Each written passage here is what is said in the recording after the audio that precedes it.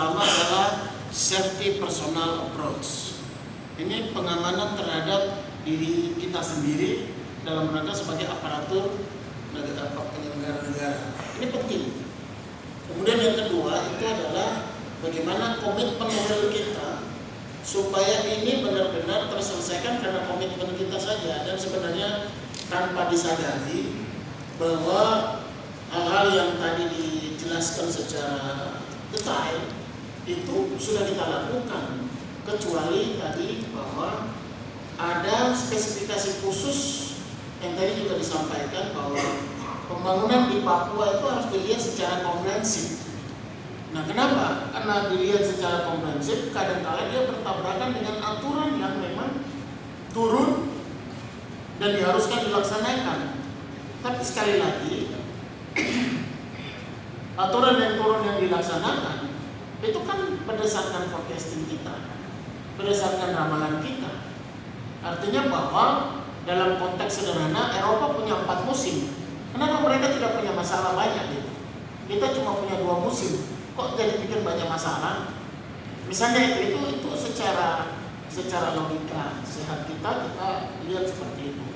Nah, makanya ini kami harapkan ada sinergitas bahwa kalau Papua mau dibangun secara komprehensif dan aturan-aturan yang diterapkan juga ini tidak menjadi membebani atau justru bertabrakan, maka diperlukan koordinasi, konsultasi, dan komunikasi yang baik. Sehingga tadi bahwa kalau masuk sampai dengan 10 Desember 70% bagaimana, fisik belum capai bagaimana, nanti bisa ke depan. Ini kemudian akan menimbulkan overlapping penumpukan budget yang namanya silpa.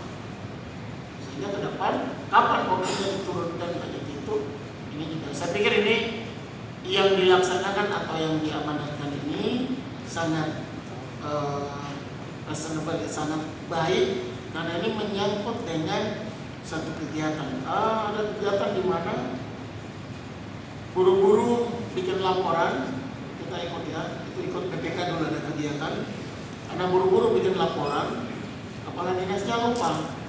Itu mungkin konsultasi jalan dan jembatan Kementerian PU Kabupaten Banyumas waktu itu. Kabupaten Banyumas. Nah, toh kenapa terburu-buru keluar SPPD-nya di situ? Bahwa di situ ada pemerintahan kota NTB, lihat itu Komodo. Malah muncul Komodo karena buru-buru. Jadi cap pemerintahan NTB muncul.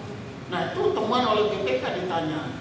Sudah jelas tidak sinergis bahwa konsultasi jalan dan jembatan di Kementerian PU. Tapi SPPD-nya keluar kemudian muncul NTB.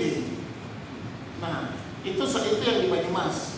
Yang kita pernah ikut itu yang paling parah ya tadi yang sudah dijelaskan, yang ngotot-ngototan bahwa saya pergi perjalanan dinas semua lengkap, foto ada ini semua, tapi di manifest tidak ada. Nah, ini kan jadi masalah. Yang berikutnya itu juga jangan overlapping. Jadi ya kita menghitung-hitung betul bahwa perjalanan dinas kita itu harus dilihat berdasarkan kalender birokrasi yang benar-benar ada. Jadi konsultasi itu kan sekarang WhatsApp, Line, apalagi browsing, terus apalagi status web, itu semua banyak gitu. Jadi sehingga kita atur bahwa kalau itu bisa diatur ketahuan gitu. Karena yang namanya konsultasi, koordinasi, komunikasi ini ketika dia habis kita kebingungan bagaimana mau berkomunikasi itu semua habis ini. Nah, ini saya pikir juga menjadi satu refleksi kita. Tadi bilang bahwa sekarang yang penting komitmen.